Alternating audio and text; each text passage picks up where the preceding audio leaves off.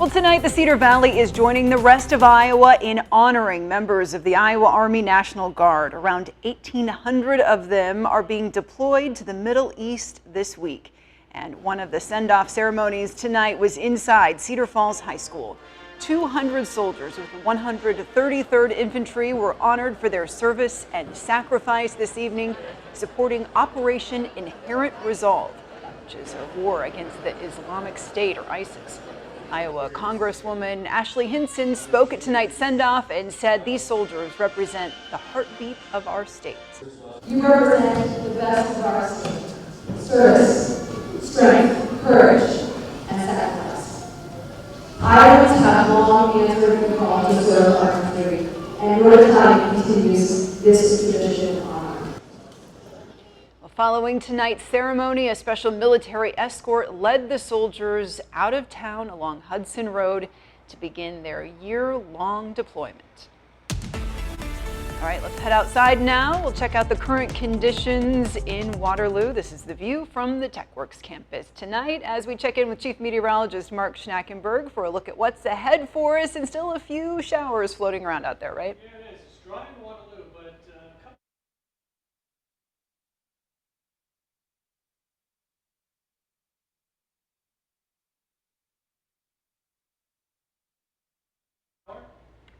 near Hopkinton and just to the south and west, and then back to the northwest here into Chickasaw County. We've had a couple of rain showers in the northwestern counties with a few rain showers. A little technical difficulty there. We'll get to Mark in just a moment. But right now, a man is facing charges tonight in a 4-decade-old cold case in Linn County. Law enforcement arrested an Oregon man for the murder of Ronald Novak in 1983. They say that Michael Schappert was arrested thanks to efforts from deputies in Iowa, Oregon, and the FBI as well. A friend of Novak's discovered his body in his home in Walker on Christmas Eve of 1983. Investigators say he was found beaten, shot, and tied up. DNA evidence at the scene helped to identify Schappert as a suspect in the case. They believe the killing was motivated by money and marijuana, but they don't believe there was any prior connection between the two men. Schappert is currently in custody in Oregon, waiting to be brought back to Iowa. This case is a testament to the fact that in Linn County, no unsolved homicide is ever closed. I appreciate them being thorough and being sure that whoever they prosecute is going to be the one, and that he pays his price. I mean, he got to live his life. My brother didn't. Schappert has been charged with first-degree murder, but investigators say this remains an active investigation, and they ask anyone with information on the case to reach out to them. All right, let's check in once again with Chief Meteorologist Mark Schnackenberg for a look at the showers floating around right now. yeah, a couple of spotty showers. I should learn sign language so I could talk that way if I didn't have a microphone. Otherwise, a couple of spotty showers. That's about it. One little shower in towards Delaware County here. That's about it. Starting to fall apart as it drifts off towards the south and east. Another area that had a little bit of rain, but now starting to fall apart in the last half hour and around Chickasaw County and northwestern parts of Fayette County. 50s across the board except for Cedar Rapids, reporting in at 60, Monticello 61. I guess a couple more. Tama, Williamsburg, and Sigourney also reporting in about 60. Your hour-by-hour forecast showing temperatures dropping into the 50s here tonight. A little bit of sunshine early tomorrow, then maybe an isolated shower as we get into the afternoon. 80s, though, are back in the forecast. We'll show you when and how warm into the 80s we get coming up in just a little bit. All right, Mark, thanks. Well, Cedar Rapids is asking for the public's help to try to optimize downtown parking. A new online survey is available focused on parking habits and any challenges people may be facing. The city says the feedback will help leaders create a new strategic parking plan. The survey is available on the city's website, and it is open through June 11th, they say. Well, this month is Vascular Birthmark Awareness Month, and it is a topic close to my heart because my own daughter has one, commonly called a port wine stain birthmark. And here in eastern Iowa, she's not alone. Tonight, she and her birthmark girls, as she calls them, are sharing more about their special bond. It seems like just yesterday she was a baby, but my daughter Hannah is growing fast. Right along with Maya in Vinton and Izzy in Hudson, all with a special bond, a Port Wine stain birthmark. So it goes to my right cheek to my left, just like on this half. Yeah. I think it's this side. Okay, yeah, it's this side. These vascular birthmarks can show up anywhere, but all share a few things in common. According to the Birthmark Foundation, the overgrowth of blood vessels never goes away and, without ongoing monitoring and treatment, can carry the risk of glaucoma, seizures, or bleeding. And then what happens when we get back to the operating room? We get purple dots. You get your purple dots. To help, the girls have been getting purple dots, as they're fondly called, undergoing dozens of pulse dye laser treatments since they were just a few months old. The treatments keep their skin healthy, and the goal isn't to erase their birthmarks, but embrace them. I think it's really cool that my tongue's different colors, like underneath. These days, the girls say they're used to the questions. I get asked, like, what is on your face? People like ask me like what it is, or like they ask if it's like I got like punched or something. And agree a sense of humor is key. When we're out in public, lots of people say like, did you spill Kool-Aid and it stained my face? And a first grader once asked me, is that a rocket? And does anyone think this looks like a rocket? Their answers have become routine.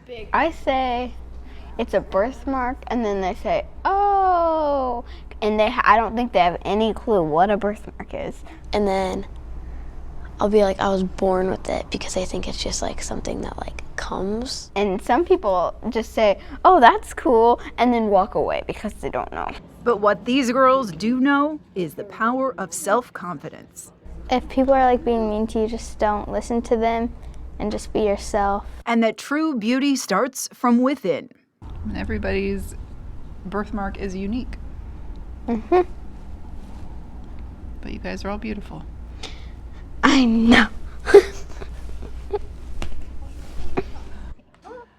What can I say? I'm a proud mom.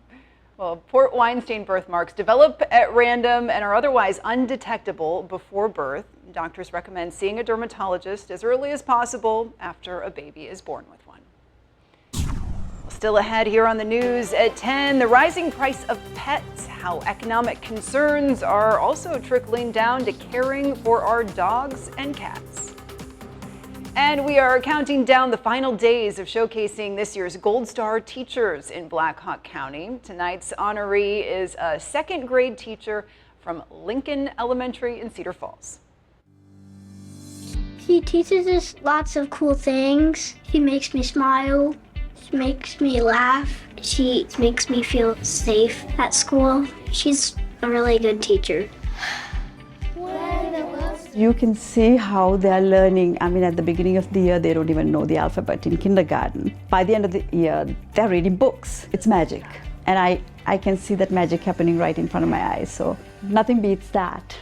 I am the principal here at Lincoln Elementary. I am also a dad, and my oldest daughter is entering a teacher education program at the University of Iowa. She was able to come to our school and spend some time in many of our classrooms. Mrs. Samarakun, she inspired my daughter just by her worldliness. Nigeria is a country. My daughter hopes to teach English as a second language, and so that was something that really caught her attention and that she really enjoyed and reflected on how great that would be for students. Oh, there's a lot of different. Students are not that exposed to like what is happening beyond Iowa. Whereas Sri Lanka, where I come from, we are a tiny island, so we knew a lot about the world because that was part of the conversation. So my mission was to take my students to the world and bring the world to my classroom. What do you notice about this classroom? What are some similarities? What are some differences? Right now I have a student from Egypt and a student from Jordan, so that's really cool. We all look different slightly, but we are basically the same. Ruth, you can help me. How they say good morning. Rather than remembering me, if they can remember the things that made them happy, safe, comfortable. That's what I want the most.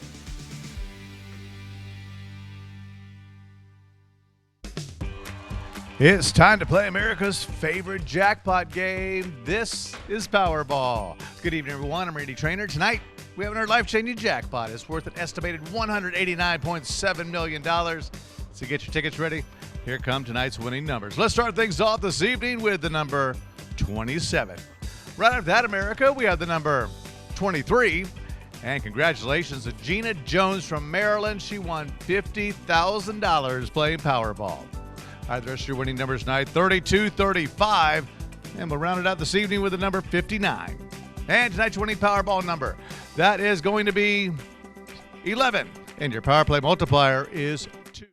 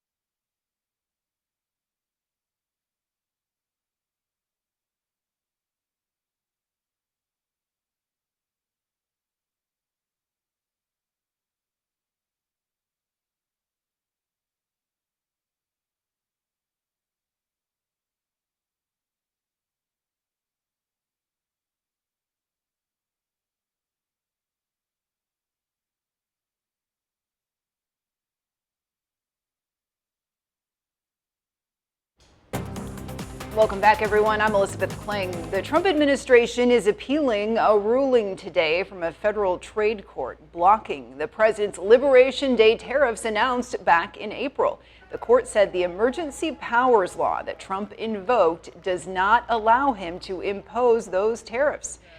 The lawsuit came from small businesses who said the tariffs were crushing them.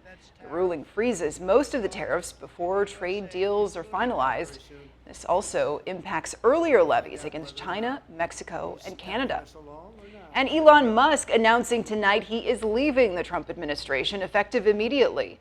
Musk will depart Doge after Tesla investors have urged him to commit more time to running that company amid falling sales and stock. Musk thanked the president on social media for the opportunity to reduce wasteful federal spending, saying the mission of DOGE will only strengthen over time. Well, new data suggests that recent concerns over the economy are impacting our pets now. From inflation to tariffs, caring for our cats and dogs is becoming more costly. And the Bank of America Institute says inflation on pet food slowed down to near zero last month, but tariffs could soon raise the price of some pet supplies. Inflation on pet care, meantime, such as vet services, remains elevated. Households are under pressure for all sorts of reasons, lots of rising costs just unrelated to pets. And I think one of the things we've seen in our Bank of America spending data is households are actually pulling back on spending.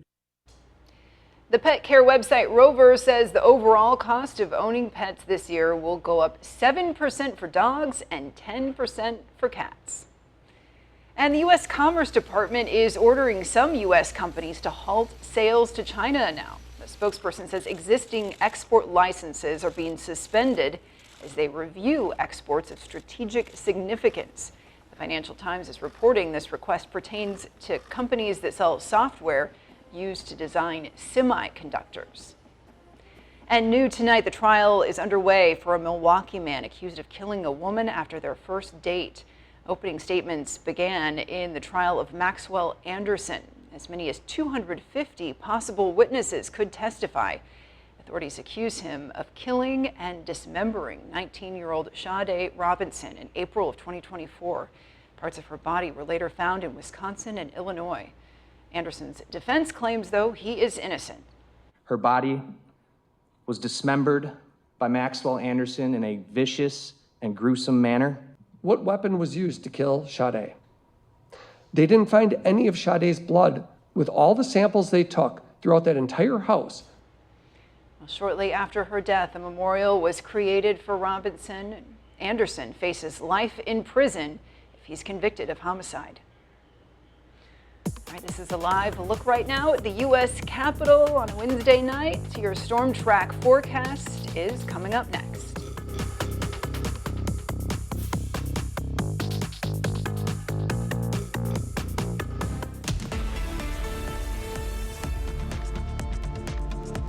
A lot of clouds throughout the day today, a couple of spotty showers, and we had a few cold air funnels. This is taken near Clarksville. You can see the cloud there, sort of on the right-hand side, right-hand half of the photo, and it lowers just a little bit, doesn't last very long, a couple minutes, and it only goes about halfway, or maybe a couple hundred feet. So you got the base of the cloud here, only drops off just a little bit, and then you got the surface here. So it only drops about a half the distance between the base of the cloud and the surface, and then just goes back up. A lot of times it's not even spinning, just sits there and then just sort of disappears. Noah, thank you very much for taking that photo and sending it in. That was this report, and then we have a couple other reports out in the central portion of the state.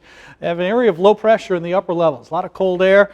It heated up just enough to get the instability and to produce a cold air funnel. Now, this area of low pressure is going to move a little bit towards the east.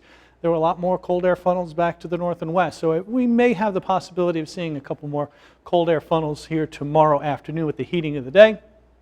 And again, it shouldn't be too much of a concern, as they really never reach the ground, or very rarely ever reach the ground. What has reached the ground this evening is a little bit of light rain in New Hampton. As we look at a live picture in New Hampton from the elementary school, 55 degrees, and there's the few showers that have been around Chickasaw County and falling apart, also into Delaware County falling apart. So some good news there if you don't want to deal with any more rain. But here's the rain that moved on through the region. Not much, even in the northwestern parts of Fayette County. We had a little bit of rain, but that is about it. Now the big picture here showing the movement of the rain this direction and then this direction. It's all because the area of low pressure spins that way. So clouds and rain move in that direction, and that's the reason why the weather is moving the way it is. And so as we head through the overnight hours, that rain shower pretty much falls apart. We'll have a mostly cloudy to partly cloudy sky. I do think we'll see some sunshine in the morning hours after lunchtime with the heating of the day. An isolated shower may pop up, and again, also a potential for a cold air funnel during the afternoon hours, probably after anywhere between 2 and about 6 or 7 o'clock will be the time frame on that. 48 to 51 degrees for the overnight low. Again, an isolated shower possibility here, probably up until about midnight. And then some isolated showers in the afternoon tomorrow. Temperatures will be a bit warmer into the 70s because I think we'll see a lot more sunshine in the morning hours than what we saw today. 80s on the board for most locations with sunshine on Friday. Isolated shower thunderstorm as we look towards Saturday, but temperatures are climbing into the middle 80s and middle to upper 80s expected here for much of next week. A slight chance for a storm Tuesday. That'll be late in the day. Better chance of storms coming up on Wednesday.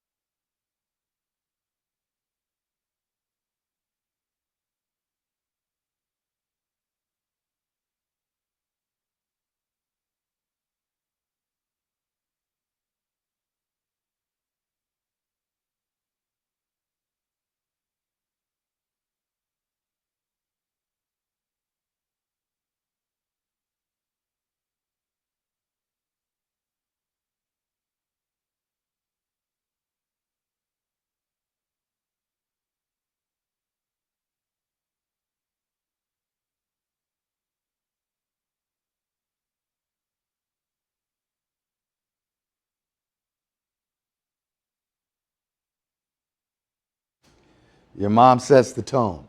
Waterloo Columbus opening the final day of the 2A Boys State Golf Tournament. Appreciate it.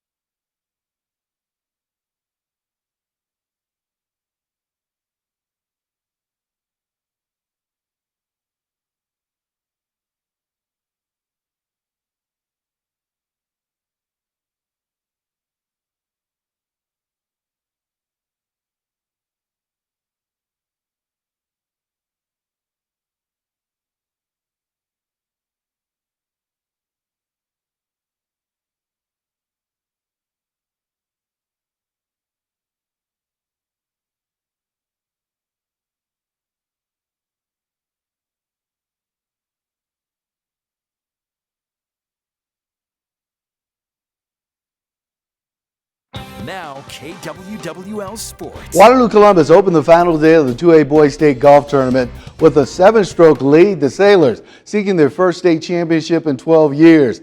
Grundy Center 2023 state golf champion Judd Jarofsky gets his 7th birdie of the day at 15, but he falters late, finishing tied for second place at even par. Columbus senior Drew Lindsay finishes strong, tying Jarofsky for second at even par. He had a good day. Another Sailor senior, Max Shookman, was also solid. He hit some big shots down the stretch to help the Sailors secure that first state title since 2013. 13 shots ahead of second place Grundy Center. I was happy with the way I finished today, and I'm just so proud of our team. We've been wanting to do this for the last couple of years. We've been so close so many times, and it just feels great to know that we got it this time. to knock off a team like Grundy Center and AP and Pella Christian and all these teams, and to come out and do it the way we did it's unbelievable. I'm so happy for the kids. Aplington Parkersburg was third today in Class 3A. Jacob Boniface of Independence is in the medalist hunt early. This beautiful pitch at the 8th hole leads to his third birdie, but he struggles on the back nine. He finishes 11th. The Mustangs finished 4th in the team race. Waverly Shellrock grabs the team championship. Tyler Gade gets this nice birdie on 9. He finishes 7th. Luke Frizzell shoots even par for 6th place. The Go Hawks first at 12 over par. At the boys 1A state tennis tournament at Burns Park in Waterloo in the singles championship, Cedar Rapids Xavier's Charlie LeGrand faces top-seeded Easton Moon of North Polk, a 2024 state doubles champion. The match is tied at a set apiece. Charlie LeGrand finishes the third set strong with the serve and volley winner. Leading 5-3 and 40 love, LeGrand serves up an ace on match point to win the 1A state crown 7-5, 3-6, 6-3. Beat a champion to become a champion. I did. I lost to Caden Brandon my freshman year. I really learned a lot about singles and just playing a tough competitor, so today I was able to pull it out. Charlie LeGrand finished second in the state in singles 2 years ago as a freshman. And in doubles, Xavier's top-seeded team of Bennett Sink, and Jacob Schmidt faces the third-seeded Waller team of Jensen Hill and Evan Anderson. The Saints dominate, winning the first set 6-1. And on match point, one of his grandfathers watching, Xavier's Bennett Sink serves, and his partner Jacob Schmidt hits the volley winner, and the Saints sweep the match 6-1, 6-2. Bennett Sink talks about erasing the disappointment of last year. That win there, really means a lot. Just adding to the Xavier championships, beating Wahlert in the final after they beat us in a tough one in the team state last year, really showed we're the top dog this year, you know.